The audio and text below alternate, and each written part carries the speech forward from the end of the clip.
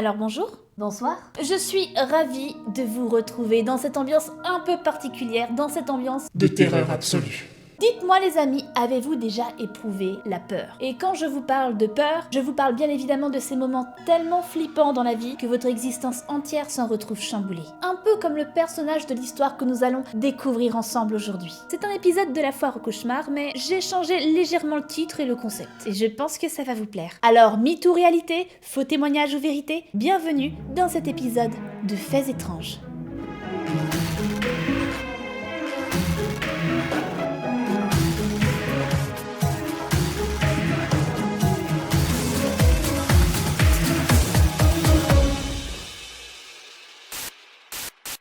Aujourd'hui, nous allons découvrir le témoignage de Anna Sterling, une jeune américaine qui a vécu des événements paranormaux. Vous allez vivre un moment extrême. Vous n'êtes pas tout à fait prêts. Moi, j'étais pas prête, donc j'espère que vous avez prévu les couches. On y va. Je m'appelle Anna Sterling, et il m'est arrivé quelque chose de bizarre. Je vais vous raconter. J'ai grandi à Alexandria, en Louisiane. Et aussi loin que je me rappelle, j'ai toujours été une enfant très solitaire.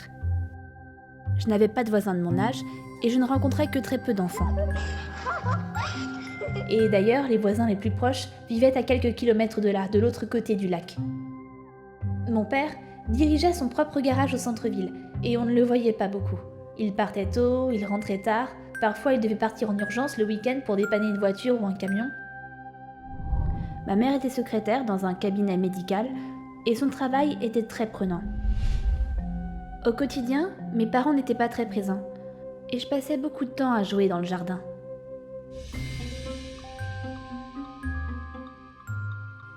Un jour que je jouais à la balle avec mon chien Bucky, sur la colline qui surplombe notre maison, il est arrivé quelque chose. Ce matin-là, il faisait très beau. J'avais 8 ans et les vacances d'été avaient tout juste commencé. Je passais littéralement toutes mes journées dehors à courir dans les hautes herbes. Je connaissais cet endroit comme ma poche, et en général, je ne croisais personne. Mais ce jour-là, quelque chose m'observait. Alors que je lançais la balle à Bucky pour la 20e fois d'affilée, cette fois-ci, mon chien s'arrêta en pleine course et se figea, semblant fixer quelque chose dans les fourrés. Je l'ai appelé plusieurs fois. « Bucky! Ici, mon chien !» Mais Bucky restait là à regarder les buissons. Puis il se mit à gronder. J'ai commencé à me fâcher. J'ai eu peur que Bucky ait repéré un lapin et qu'il décide sur un coup de tête de lui courir après. Je me suis approchée de lui, bien décidée à le ramener à la maison. Mais quand je suis arrivée à sa hauteur, quelque chose a remué en face de moi dans les arbres. Au premier abord, je n'ai pas eu peur. J'ai l'habitude de voir surgir des animaux de tout type depuis que je vis ici. Je n'avais qu'une seule crainte, que Bucky se jette sur l'animal en question et ne le tue. J'ai alors tiré sur son collier en le suppliant de faire demi-tour. Mais Bucky m'ignorait, et avec ma force d'enfant de 8 ans et malgré ma volonté, il m'était impossible de faire bouger un berger allemand bien décidé à traquer sa proie. Il allait être 12h30. Ma mère allait bientôt rentrer. Elle détestait que je m'éloigne autant de la maison, et il me fallait rentrer au plus vite.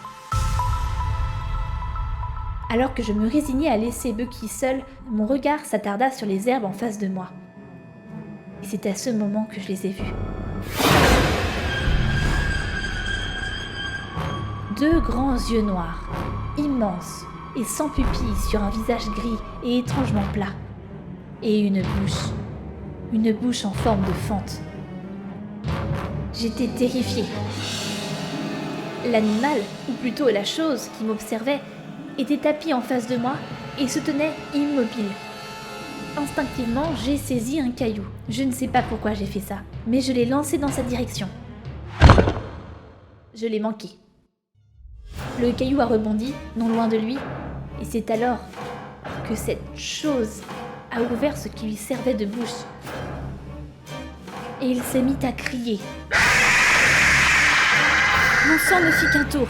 J'ai lâché le collier de Bucky et je me suis précipitée en hurlant jusqu'à la maison. Me voyant courir, Bucky m'emboîta le pas aussitôt.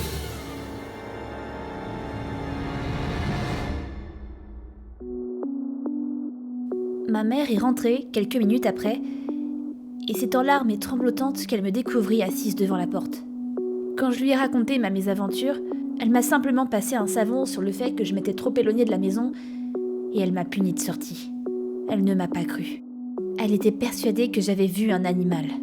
Mais un animal avec de tels yeux, avec un tel cri. C'était impossible.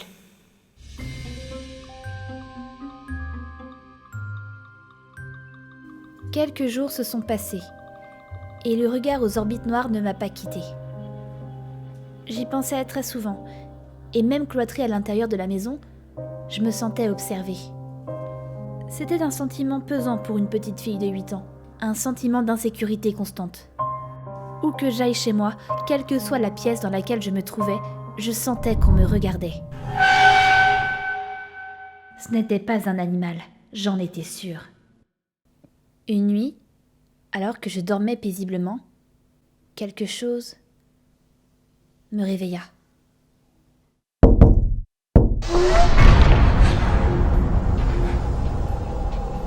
Je pensais que j'avais rêvé. Mais je me redressais dans mon lit. J'avais le cœur qui battait si fort. C'était impossible. Personne ne pouvait frapper à ma fenêtre. Personne. Parce que ma chambre était à l'étage. Tout d'abord, je fus tentée d'aller réveiller mes parents. Mais mon père m'aurait très certainement renvoyé me coucher. Alors je pris la décision de me lever. Je me dirigeais vers les bruits.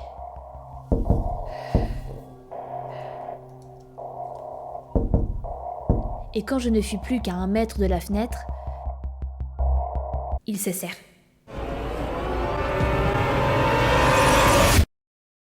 Je les aurais imaginés. Je devrais peut-être retourner me coucher. Mais la curiosité me fit avancer. Je tirai les rideaux. Tout d'abord, je ne vis rien. Rien que la nuit. Puis, quelque chose attira mon regard en contrebas. Là-bas, sur la colline, je voyais distinctement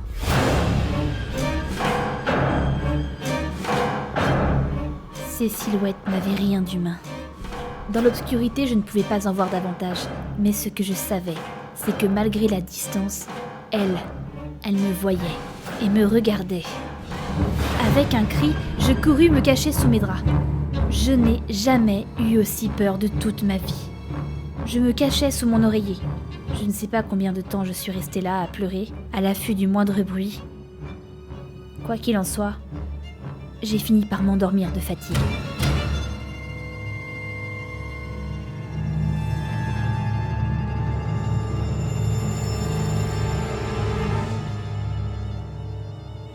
Le lendemain, je n'en parlais pas à mes parents. Et de toute façon, la journée fut assez pénible pour tout le monde, parce qu'on avait beau le chercher partout, Bucky avait disparu. Mon chien n'était nulle part. Mon père ne comprenait pas, il l'avait pourtant bien rentré dans le salon hier soir. Or, ce matin, il n'y était plus. Une fois mes parents partis au travail, j'aurais dû passer la journée à chercher Bucky. Mais la peur m'en empêchait. Les images d'hier soir ne cessaient de me hanter. Je l'ai appelé quelques heures, sans succès, et je me suis mise à fouiner autour de la maison. Il n'y avait plus aucune trace de Bucky. Mais les créatures qui étaient venues me visiter hier soir, elles, avaient laissé quelque chose. Je n'avais jamais vu de telle marque avant. Et c'est là que j'ai eu la certitude que je n'avais définitivement pas rêvé.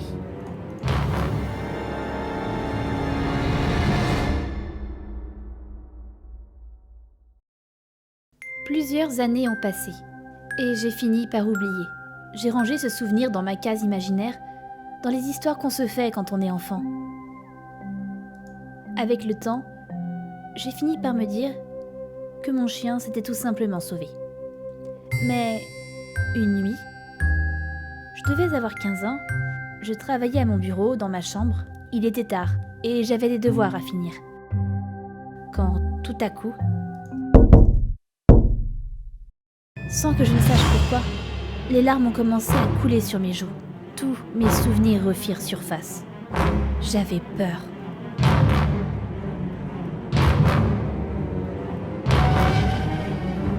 Et à travers la semi-opacité du rideau, j'ai vu une ombre. Je suis restée là, bêtement à regarder, je n'osais pas bouger. Paralysée par la peur, mon cerveau n'arrivait plus à aligner une pensée cohérente. Et soudain, je ressentis comme une crampe à l'estomac, une douleur vive, la terreur, la douleur, puis une lumière aveuglante envahit ma chambre.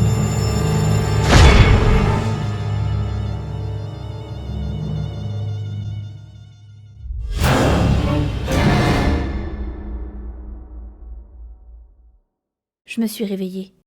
J'étais dans mon lit. C'était comme si rien ne s'était passé. Et pourtant, le matin était là. Mes devoirs étaient éparpillés sur le sol.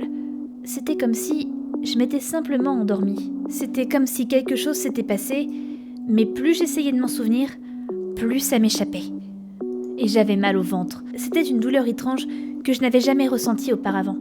Je me souviens m'être levée en titubant, avoir ouvert la fenêtre. Est-ce que j'avais rêvé ?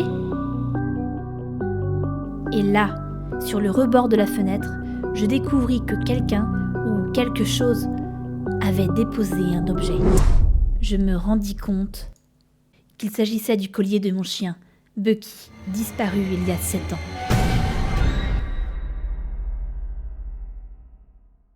Plus tard, j'ai déménagé. Je suis entrée à la fac, je me suis mariée, et je n'ai plus jamais entendu ces battements à ma fenêtre. Aujourd'hui, je pense que ce n'était pas un rêve. Je pense que j'ai vraiment été enlevée par des créatures venues d'ailleurs. Waouh! Étrange, n'est-ce pas? Et un peu flippant. Alors, est-ce la vérité? Ou Anna l'a-t-elle imaginé? En tout cas, si le récit d'Anna vous a plu, n'hésitez pas à laisser un pouce en l'air, à vous abonner et à activer la petite cloche. Et en particulier, si vous avez envie de voir ce type de contenu un peu plus souvent sur la chaîne. Si vous voulez écouter d'autres récits horrifiques ou si vous en avez à me proposer, n'hésitez pas à commenter sous la vidéo. Et on se retrouve bientôt pour d'autres histoires. Oh, j'ai de la visite.